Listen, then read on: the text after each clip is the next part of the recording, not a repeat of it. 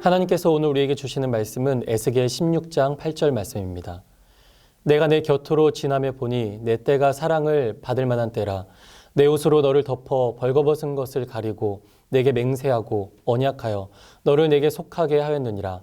나 주 여호와의 말이니라. 아멘. 최근에 제가 다리를 다쳐서 기부스를 하고 목발을 짚고 다녀야 했던 시간이 있었습니다. 힘들고 불편했지만 그래도 많은 생각을 하게 되었던 시간이었습니다. 사람은 누군가의 배려와 도움이 없이는 홀로 살 수 없는 연약한 존재라는 것을 느꼈고요. 그리고 또 한 가지는 내가 평소에 당연하게 여기며 살아오던 많은 것들이 사실은 당연한 것이 아니었구나라는 것을 느끼게 되었습니다. 걸어 다닐 수 있는 것, 앉아 있을 수 있는 것, 또 혼자 씻을 수 있고 혼자 옷을 입고 혼자 양말을 신을 수 있는 것, 이 모든 것들이 당연한 것이 아니었다는 것을 새삼 느끼게 된 것이죠. 사실 우리의 삶에는 당연한 것이 하나도 없습니다. 모든 것이 하나님의 은혜입니다. 우리가 살아 숨쉬는 것부터 우리의 모든 것이 하나님의 은혜가 아니면 누릴 수 없었던 은혜라는 것이죠. 이것을 깨닫고 살아갈 때 삶이 달라 보이기 시작하는 것입니다. 에스겔 16장의 내용을 보면 이스라엘의 출생을 비유적으로 말씀하고 있습니다. 내가 난 것을 말하건대 내가 날 때에 내 배꼽줄을 자르지 아니하였고 너를 물로 씻어 정결하게 하지 아니하였고 내게 소금을 뿌리지도 아니하였고 너를 강보로 싸지도 아니하였나니 아무도 너를 돌보아 이 중에 한 가지라도 내게 행하여 너를 불쌍히 여긴 자가 없었으므로 내가 나던 날에 내 몸이 천하게 여겨져 내가 들에 버려졌느니라. 아멘.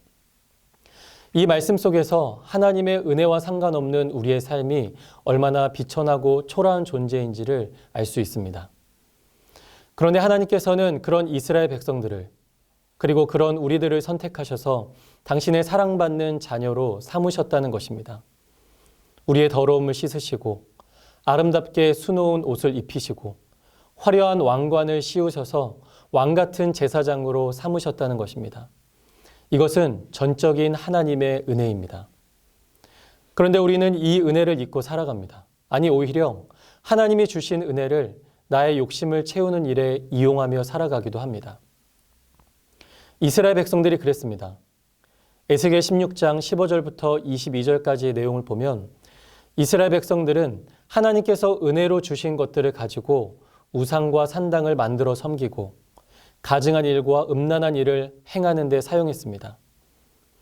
은혜를 기억하지 못했던 이스라엘 백성들 앞에 놓여진 것은 심판과 멸망뿐이었습니다. 우리는 이 말씀 앞에 우리의 삶을 돌아보아야 합니다. 여러분은 여러분에게 주신 하나님의 은혜를 무엇을 위해 사용하고 있습니까? 제가 운동을 굉장히 좋아하는데요. 다리를 다치고 나서 제일 먼저 했던 생각이 이제 2달 동안은 운동을 못하겠구나. 무의식 중에 이 생각이 제일 먼저 들더라고요. 그런데 이런 생각을 했던 스스로에 대해서 참 많이 회개했습니다. 내가 지금까지 하나님께서 나에게 주신 것들을 나의 즐거움을 위해서 많이 사용하고 있었구나. 이 생각이 들었던 것이죠. 귀한 자녀들을 3명이나 주신 것도 하나님의 은혜인데 어떻게 하면 자녀들을 하나님의 영광을 나타내는 사람으로 양육할 수 있을까? 이런 고민보다는 그저 자녀들을 통해 내가 행복하고 내가 기쁜 것, 여기에 만족하며 살고 있었다는 것이 깨달아지니까 회개가 되더라고요. 사랑하는 여러분, 오늘 하루 내가 살아 숨쉬는 것과 내가 누리는 모든 것들이 하나님의 은혜인 것을 기억하시기 바랍니다. 그래서 은혜로 주어진 오늘 하루 나의 삶이 나의 만족과 즐거움을 위해 사용되는 것이 아니라 하나님과 이웃을 위해 사용되는 값진 삶이 될 수 있기를 주님의 이름으로 축복합니다.